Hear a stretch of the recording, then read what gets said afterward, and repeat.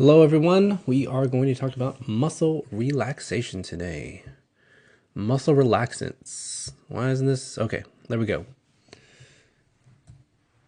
Spasmolytics. So these are lysis, means to cut. Spasm is a spasm. No, it's like when a muscle spasms or contracts uncontrollably. So these are going to be medications that cut or stop these uncontrolled kind of overactive muscles. So this is why these are also known as muscle relaxers. Just a little bit of terminology there. So, and this is worse with some chronic diseases or some injuries. So anyways, just kind of depend on your patient as far as when you're going to need to prescribe some of these spasmolytic therapies. And like I said, antispastic agents are also known as muscle relaxants, just a little bit of terminology. I use them interchangeably. I typically refer to them as muscle relaxers and not antispastic agents, but it just, they're spasmolytic therapy. But it, just depends on what textbook you're looking at or which professor's talking or whatever. But they're, they're all the same thing. Here's some goals of the therapy. Just go ahead and read through those.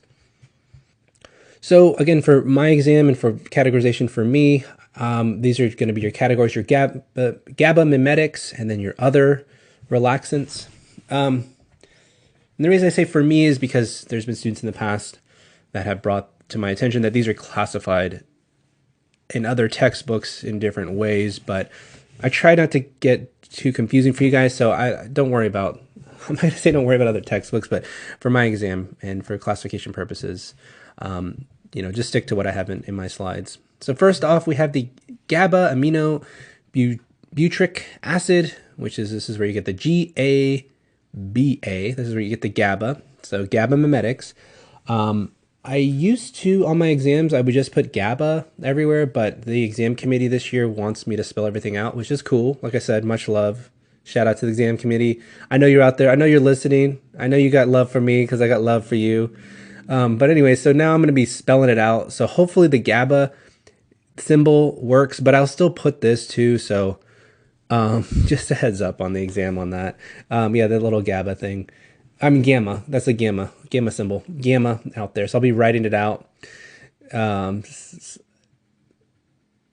anyways, that's just a side note. So Baclofen and Diazepam, just a couple there.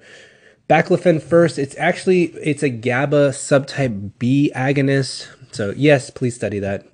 There's students every year that like, do you want us to know that it's a B, GABA B? Yes, yeah, please. Not trying to be harsh or anything, but yeah, if you could please learn that. And again, the reason is because on some board review questions I've seen where they have GABA B, so level of detail. But mechanism of action there, go ahead and read through it. But as far as classification and kind of take on point, it is a GABA agonist.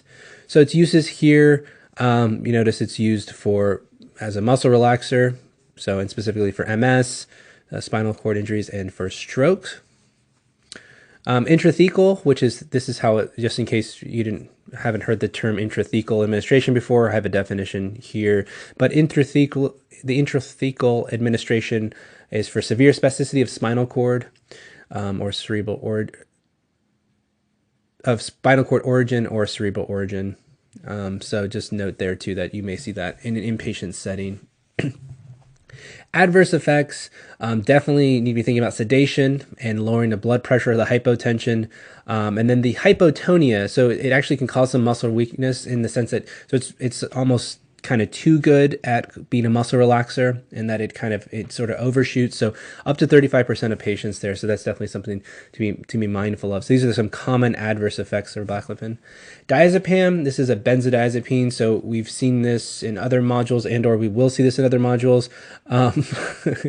I can't remember. My head hurts if I try to think of the whole year or whatever. But anyways, this one specifically works on the GABA A receptors, a little bit different than the Baclofen, right? GABA B, GABA A. And so go ahead and read through this. This does cause sedation as well.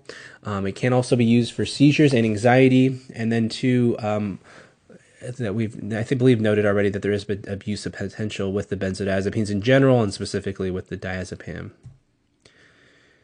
Here are some concerns related to the adverse effects. And what do I have in the corner? Oh yeah, the paradoxical reactions have the blue button is true And then the blue button says the red button is false. So that's just a paradox thing. I usually get a kick out, and then the students. It's funny, like when I would present this in person, I'd be like, cool buttons, right? And everyone's like, just no reaction, no, nothing. It's like, just, everyone's like, is that on the test? No. But anyway, so concerns related to adverse effects, definitely make sure you look through these. CNS depression, we talked about that in the sense that it can cause some drowsiness, dizziness, but that's definitely something to think about. Anterograde amnesia is an issue too, especially with higher doses and longer term use. And then the paradoxical reactions, read through those. Those are interesting, but they're just basically things that you wouldn't think could happen. These paradoxical reactions are actually more pronounced potentially in your pediatric and elderly patients. So please note that too, as well, that when you're giving these to the, if you're working in a geriatric setting or pediatric setting, to be mindful of that. Other relaxants here, kind of a grab bag of things. First off is Botox, which is the botulinum toxin, which is interesting history and stuff, but I won't get into it with you guys. Don't stress too much about that. I've done it in the past, and everyone's just like, again, falling asleep and like, what are you talking about? Because I have to be mindful. This is the last module of the semester, and it's just like you guys are tired. I get it. I'm tired too. No, but yeah, wherever it's just you get to the end of the semester, and you're just like, don't put paradox buttons on my slides. Just let me know what I need to know for the test, and but anyways, so you guys are good. Mechanism of action here, just please, basically inhibits acetylcholine neurotransmitter release, and its uses there. So lots of uses here. Please read through all of them. Some migraine prophylaxis. I didn't mention it in the other migraine presentation, so it's like considered off-label. You may see it, but most people are familiar with it or have heard of it in Hollywood because it's used for facial wrinkles / other cosmetic purposes. But go ahead and definitely read through all those, and it's used for spasticity. So that's why we're talking about it in this. Cyclobenzaprine, this is generic Flexeril. This is another medication that may be beneficial for helping with muscle spasms. It is sedating, and then it can cause xerostomia, which is a big issue, and then decreased gut motility. So that may be an issue depending on your patients. Dantrolene, this one, I want you guys to definitely put a star here as far as its use. Life-saving as an antidote for succinylcholine, which we'll talk about here in a little bit. But yeah, so definitely please look at that. Go through the mechanism of action, but it's also can be used for spasticity, and that's why we're talking about it here. Adverse effects, it has a box warning related to hepatotoxicity, and it can also, again, it's a very effective muscle relaxer, and like ones we've seen before, it can cause muscle weakness. And here's the box warning laid out so you guys can read through the details of it, but take home point, hepatotoxicity with dantrolene. Definitely make sure you're studying that. Tizanidine, this one is a alpha-2 adrenergic agonist. Again, can be used for pain, but mainly it's as a muscle relaxer. You notice too, it also have to be concerned with a xerostomia, which is dry mouth. Muscle weakness, again, relatively speaking, less than Baclofen, but again, you're kind of noticing a pattern here. It's something you need to be mindful of with these muscle relaxers. Sedation, again, that's another kind of stereotype of these muscle relaxers. You guys notice that a lot of these are causing sedation, so kind of a generalization you can make. And then hypotension can be problematic. This one is just, you read through this, but just know that paralytics are also known as neuromuscular blocking agents, which are also known as muscle relaxants. So again, you're going to depend on your textbook or what you're reading. You may see some different titles being used. And then this one too is just showing where some of the medications work, kind of related to mechanism of action, but they're working with the motor end plate. So here we are. If we have the neuromuscular blockers, please note which ones, when you're studying, which ones are non-depolarizing and which ones are depolarizing. And it's relatively straightforward. The depolarizing, the only one is a succinylcholine. So that's kind of nice, I think. And the other ones are all non-depolarizing. These are also known as curariform drugs. The turbocurarine was the prototypical one, the first one out. It is no longer available in the U.S. or Canada, maybe still available in other countries, but it's basically pulled from the market because of its adverse effects, etc. And some of the newer ones are a lot safer and better tolerated. But for all of these, they all same mechanism of action. They basically compete with acetylcholine. at the nicotinic receptors, and this produces muscle relaxation and paralysis, which can be advantageous. So you'll see the anesthesiologists, if you do rotations with them, they're in their little drug bags they have, little kits they have. They'll have these in there because they help with intubation. They help with muscle relaxation during surgery. They may also help with ETC, the ECT, electroconvulsive therapy, which is used for some of your psychiatric patients, so maybe used for people who have major depressive disorder, which we'll start talking about in the psych module. You'll learn about that later.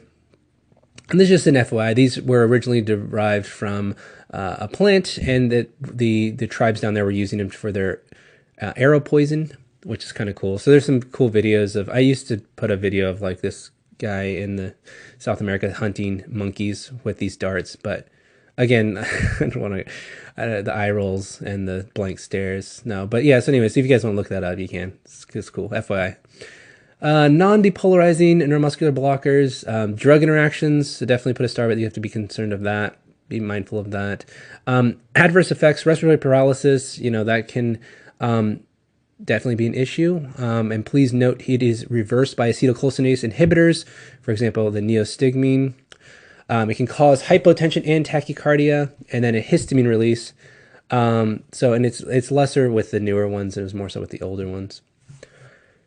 Next, on to the depolarizing neuromuscular blockers. The only one you have to study and worry about is succinylcholine. And so anytime that someone would, if they maybe just were mentioning, or if an exam question talked about a depolarizing neuromuscular blocker, you would know, or after studying, you would know that they are talking about succinylcholine. So please go ahead and read through the mechanism of action, and note too that there is a phase 1 and phase 2 of succinylcholine. It is important to note that. So please, when studying, look at that. And basically what it is that the cholinesterase inhibitors prolong paralysis at this phase of phase 1, and the cholinesterase inhibitors reverse paralysis at this phase. So that is I've noticed that I listed up here, the neostigmine, for example, is one. So that can affect the patient as far as, do you want to prolong the paralysis or do you want to reverse the paralysis?